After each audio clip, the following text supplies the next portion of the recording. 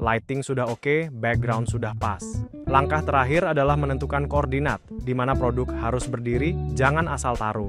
Posisi menentukan persepsi. Ada 3 jurus utama dalam menata produk. Pertama, rule of thirds. Aktifkan fitur grid di kamera Anda. Layar akan terbagi menjadi 9 kotak. Jangan tergoda menaruh semuanya di tengah. Coba geser produk ke titik potong garis. Kenapa? Karena mata manusia secara alami mencari titik tersebut. Teknik ini membuat foto terasa lebih dinamis, sangat cocok untuk menampilkan lebih dari satu produk atau ketika Anda ingin memasukkan elemen latar belakang untuk bercerita, storytelling. Kedua, center framing. Ini adalah pose sang raja. Produk diletakkan tepat di tengah secara simetris. Ini adalah komposisi paling otoriter. Ia berteriak, "Lihat aku, jangan lihat yang lain." Gunakan ini untuk produk unggulan, hero product. Kesan yang didapat adalah premium, kuat, dan stabil. Ini standar wajib untuk foto katalog e-commerce. Ketiga, negative space. Jangan takut pada kekosongan. Sengaja menyisakan ruang luas di sekitar produk memberi napas visual. Produk jadi tidak terasa sesak. Tapi fungsi utamanya adalah bisnis. Ruang kosong ini adalah tempat Anda menaruh teks promosi, harga, atau logo. Tanpa negative space, desainer grafis Anda akan pusing mau menaruh tulisan di mana. Jadi, sebelum memotret, tanyakan pada diri sendiri. Apakah foto ini akan ditempeli tulisan diskon? Kalau iya, beri ruang, negative space. Kalau untuk katalog mewah, taruh di tengah, center. Posisi kamera menentukan persepsi. Sebuah botol yang difoto dari atas bisa terlihat pendek, tapi jika difoto dari bawah bisa terlihat megah. Mari kita pelajari 4 sudut pandang wajib dalam fotografi produk. Pertama, eye level, sejajar mata. Kamera diletakkan tegak lurus di depan produk. Ini adalah sudut pandang paling natural dan jujur, sama seperti saat kita melihat barang di rak toko. Gunakan ini jika Anda ingin menunjukkan bentuk asli produk tanpa distorsi, misalnya untuk botol sampo atau toples selai. Kedua, sudut 45 derajat. Ini adalah sudut standar komersial. Kita memotret agak dari atas serong ke bawah. Kekuatannya, ia memperlihatkan bentuk dan volume. Kita bisa melihat bagian depan, samping, dan sedikit bagian atas sekaligus. Produk jadi terlihat 3 dimensi, tidak gepeng. Sangat cocok untuk kotak kemasan, sepatu, atau mangkuk.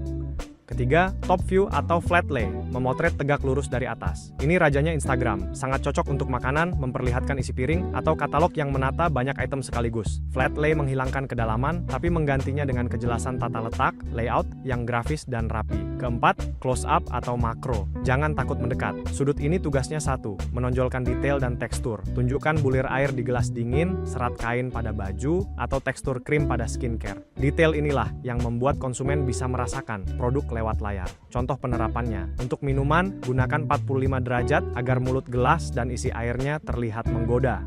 Untuk skincare, kombinasi center plus close up untuk membangun kepercayaan pada kemasan dan tekstur. Untuk makanan lengkap di meja makan, top view adalah pilihan terbaik untuk memperlihatkan semua lauknya. Jangan terpaku pada satu sudut, kelilingi produk Anda, cari angle terbaiknya.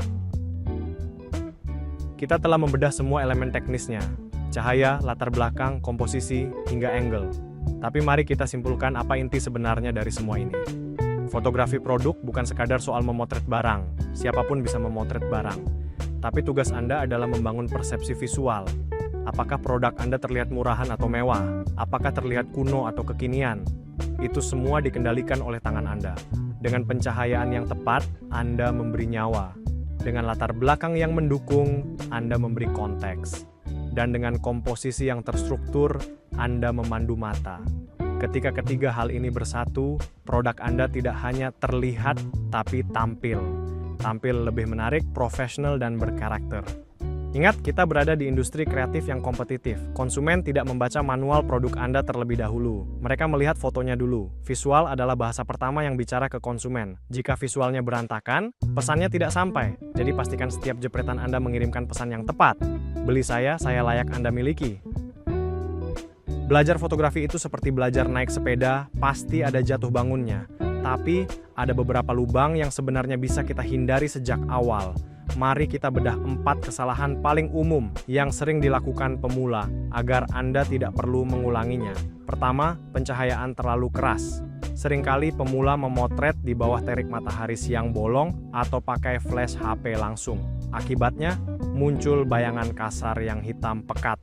Detail produk hilang tertutup bayangan dan foto terlihat amatir. Solusinya, cari tempat teduh atau gunakan diffuser penyebar cahaya agar lembut. Kedua, background terlalu ramai. Ingat, Anda jualan produk, bukan jualan taplak meja atau pemandangan taman. Jika latar belakang penuh motif atau warna-warni tidak jelas, mata konsumen akan bingung. Produk jadi tidak fokus. Pastikan latar belakang mengalah demi produk.